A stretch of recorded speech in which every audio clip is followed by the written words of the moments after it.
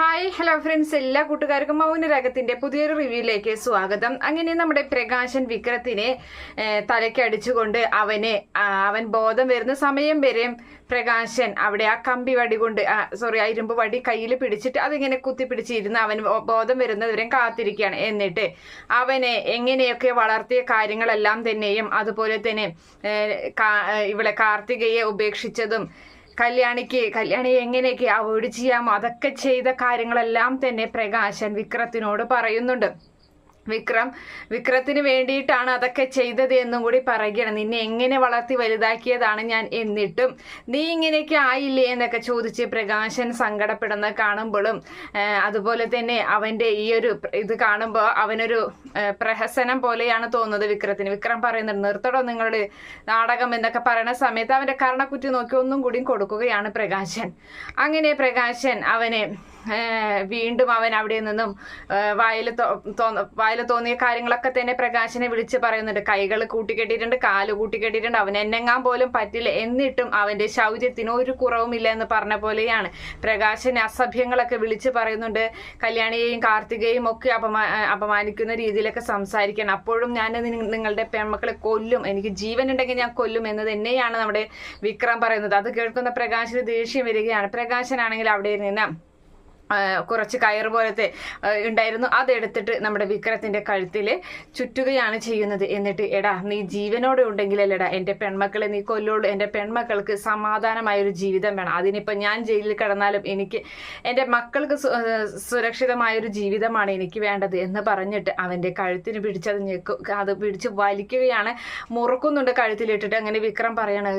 അപ്പം വിക്രത്തിന് ശ്വാസം കിട്ടാതെ നാവൊക്കെ പുറത്തൊക്കെ ചാടി കണ്ണൊക്കെ തുറച്ച് കൈകാലുകളിട്ട് അടിക്കുന്നുണ്ട്. പക്ഷേ പ്രകാശൻ ഒന്നും നോക്കുന്നില്ല, പെൺമക്കളുടെ സംരക്ഷണം തന്നെയാണ് ആ സമയത്ത് നോക്കുന്നത്.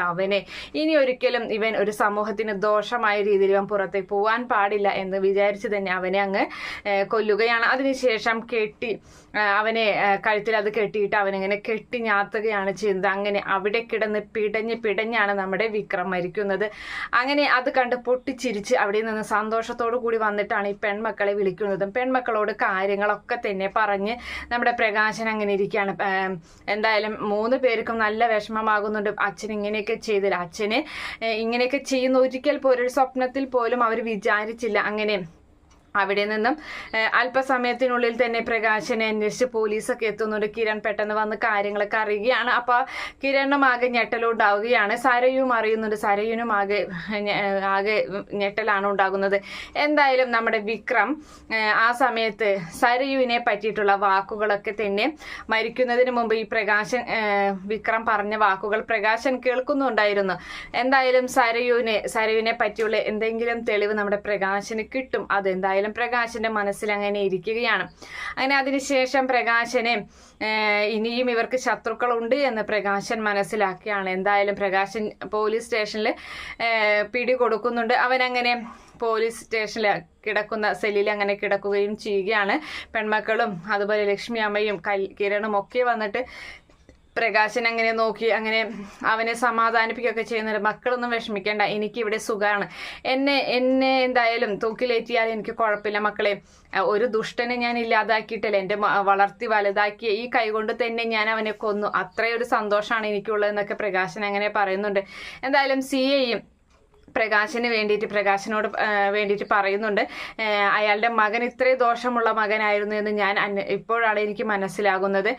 അങ്ങനെ അതിനുശേഷം നമ്മുടെ കിരണാണെങ്കിൽ നവീനെ, അതായത് വക്കീല് നവീനെ തന്നെ വെക്കുകയാണ്. എന്തായാലും നമ്മുടെ കിരണ് അവിടേക്ക് പ്രകാശൻ കാണാൻ ചെല്ലുമ്പോൾ സെല്ലിലേക്ക് കാണാൻ ചെല്ലുന്ന സമയത്ത് പ്രകാശൻ കിരണിനോട് പറയുന്നുണ്ട്, ഇപ്പോൾ ശത്രുക്കളൊക്കെ ഒതുങ്ങി, ശത്രു സംഹാരം തന്നെയാണ് നടന്നത് എന്ന് ആശ്വസിച്ച് കിരൺ മോൻ ഇരിക്കണ്ട എന്ന് പറയുകയാണ്. അപ്പോൾ കിരണ് മനസ്സിലാവുന്നില്ല. അപ്പോൾ പറയുന്നുണ്ട്, അതെ, നമ്മുടെ ശത്രുക്കൾ ഒതുങ്ങിയിട്ടില്ല, ഇനിയുമുണ്ട്, ഇപ്പോൾ അറിയപ്പെടുന്ന ശത്രുക്കൾ മാത്രമാണ് ഇപ്പോൾ ഒതുങ്ങിയിട്ടുള്ളത്, ഒളിച്ചിരിക്കുന്ന ഒരു ശത്രു നമ്മുടെ കൂടെ തന്നെയുണ്ട് എന്ന് പറയുകയാണ്. അപ്പോൾ ആ സമയത്ത് വിക്രത്തിന്റെ സംസാരത്തിൽ നിന്ന് കിട്ടിയ കാര്യങ്ങളൊക്കെ തന്നെ നമ്മുടെ പ്രകാശൻ കിരണിനെ ബോധ്യപ്പെടുത്തുകയാണ്. സരയുനെ നീ സൂക്ഷിക്കണം, അവളെ വിശ്വസിക്കരുത് എന്ന് പറഞ്ഞു കൊടുക്കുമ്പോൾ കിരൺ ആദ്യം അത് വിശ്വസിക്കാൻ പറ്റാത്ത രീതിയിൽ നിൽക്കുകയാണ്. എന്തായാലും പ്രകാശനെ ജയിലിലോട്ട് കൊണ്ടുപോകുന്നുണ്ട്. അതുപോലെ തന്നെ അവിടെ പ്രകാശന് കൂട്ടായിട്ട് പ്രകാശന് എന്തായാലും ജയിലിലേക്ക് കൊണ്ടുപോകുക തന്നെ ചെയ്യും.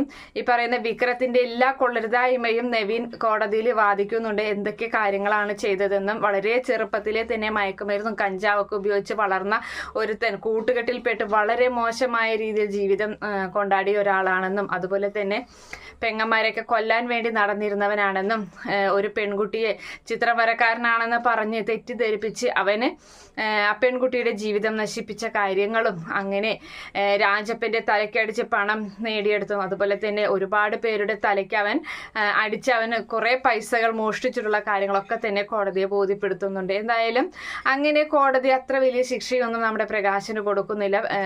ജയിലിലെത്തുന്ന പ്രകാശന് കൂട്ടായി മനോഹറാണുള്ളത്. മനോഹർ പ്രകാശനെ ആശ്വസിപ്പിക്കുകയും അവന്റെ ആരോഗ്യം നോക്കുകയും അവന് വേണ്ട എല്ലാ കാര്യങ്ങളും ഒരു അച്ഛന്റെ സ്ഥാനത്ത് നിന്ന് തന്നെയാണ് മനോഹറും ശരിക്കും നമ്മുടെ പ്രകാശനെ നോക്കുന്നത്. അതൊരെല്ലാ പ്രകാശന്റെ കണ്ണ് നിറഞ്ഞു പോകുന്നുണ്ട്. സ്വന്തം മകൻ പോലും തന്നെ അങ്ങനെ നോക്കിയിട്ടില്ല. എന്തായാലും മനോഹരനാണെങ്കിൽ സ്വന്തം അച്ഛനായിട്ടോ അമ്മയായിട്ടോ ആരുമില്ലാത്ത ഒരു സാഹചര്യത്തിലാണ് വളർന്നത്. അപ്പൊ അങ്ങനെ വിക്രത്തിനോടും പലവട്ടം പറഞ്ഞിട്ടുണ്ട്, നിന്റെ അച്ഛൻ നിനക്ക് വേണ്ടി ജീവിച്ചവനല്ലേടാ എന്ന് അവൻ ജയിലിൽ വെച്ച് പലപ്പോഴും അവനെ പറഞ്ഞ് തിരുത്താൻ ശ്രമിച്ചിട്ടുണ്ട്. അങ്ങനെ നമ്മുടെ പ്രകാശനെ സ്വന്തം അച്ഛന്റെ സ്ഥാനത്ത് അവൻ കണ്ട് അവനെ അങ്ങനെ സംരക്ഷിക്കുകയും ചെയ്യുന്നുണ്ട്. അവന് വേണ്ട എല്ലാ കാര്യങ്ങളും മനോഹറാണ് ചെയ്തു കൊടുക്കുന്നത്. അതേസമയത്ത് സരയുവിന്റെ ഓരോ നീക്കങ്ങളും പ്രകാശിന്റെ വാക്ക് കേട്ടിട്ട് ഇവനെ കിരൺ ശ്രദ്ധിക്കുന്നുണ്ട്. അങ്ങനെ കിരൺ ശ്രദ്ധിച്ചിട്ട് ഒടുവിൽ ഈ പറയുന്ന സരയു ഒരു വിഷപ്പാമ്പ് തന്നെയാണെന്ന കാര്യം കിരൺ കണ്ടെത്തുന്നുണ്ട്. അതുപോലെ തന്നെ വളരെ രഹസ്യമായി സരയു അറിയരുത് എന്ന് പറഞ്ഞുകൊണ്ട് തന്നെ നമ്മുടെ താരയും ആ ഒരു സത്യം പറയുകയാണ്. സരയുവിന്റെ മനസ്സിൽ ഇങ്ങനെയൊക്കെയാണ് കല്യാണി മരണപ്പെടണമെന്നും കല്യാണിയുടെ സ്ഥാനത്ത് കിരണിന്റെ ഭാര്യയായിട്ട് അവൾക്ക് വരണമെന്നും ഒക്കെയാണ് ആഗ്രഹം. പിന്നെ വിക്രത്തിന് കൂട്ടായിട്ടും അതുപോലെ തന്നെ അവളുടെ അച്ഛൻ അയാൾക്ക് കൂട്ടായിട്ടുമൊക്കെ ഇവളുണ്ടായിരുന്നു കല്യാണിയെ കൊല്ലാൻ വേണ്ടിയിട്ട് എന്നുള്ള കാര്യങ്ങളൊക്കെ പറയുമ്പോൾ എല്ലാ സത്യങ്ങളും മനസ്സിലാക്കിയിട്ട് നമ്മുടെ സരയുവിനെ തല്ലി തകർക്കുന്ന ഒരു ഭാഗമാണ് എന്തായാലും ഉണ്ടാകാൻ പോകുന്നത്. അവസാന ശത്രു എന്ന നിലയിൽ സരയുവിനെ തല്ലി ഇല്ലാതാക്കി അവളെ അങ്ങനെ അടിച്ചിരുത്തുന്ന ഒരു ഭാഗമൊക്കെയാണ് എന്തായാലും നമ്മൾ ക്ലൈമാക്സിൽ കാണാൻ പോകുന്നത്. അതുപോലെ തന്നെ സരയുവിനെ അവിടെ നിന്നും കൊണ്ടുപോകുമ്പോൾ അവള് പോലീസിന് പിടിച്ചു കൊടുക്കുക, അല്ലെങ്കിൽ അവളെ ഇതുപോലെ തന്നെ കൊന്നു തള്ളുന്നുണ്ട്. ശാരി പോലും പൊട്ടിക്കരഞ്ഞു പോവുകയാണ് അവളുടെ അവസ്ഥ കണ്ടിട്ട്.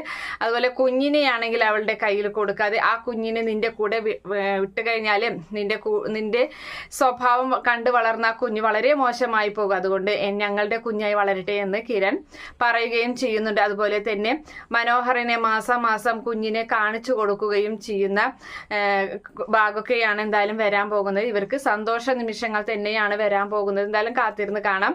ഈ റിവ്യൂ ഇഷ്ടപ്പെടുകയാണെങ്കിൽ ഈ ചാനൽ ഒന്ന് സബ്സ്ക്രൈബ് ചെയ്ത് സപ്പോർട്ട് ചെയ്യുക. Okay friends, bye, thank U.